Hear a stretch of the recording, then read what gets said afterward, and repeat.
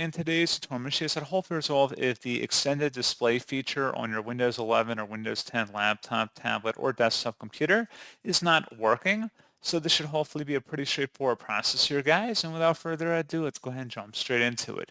First thing I recommend doing would be to unplug and then reconnect your monitor cables, such as an HDMI, DisplayPort, or USB-C cable, and ensure that the monitor has adequate power supply.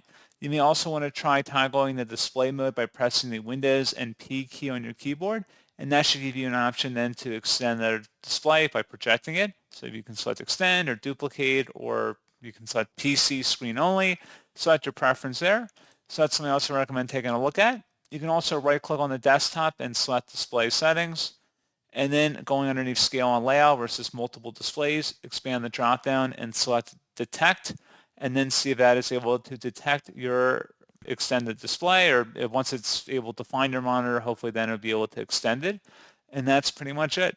So as always, thank you guys for watching this brief tutorial. I do hope that will help you out, and I do look forward to catching you all in the next tutorial.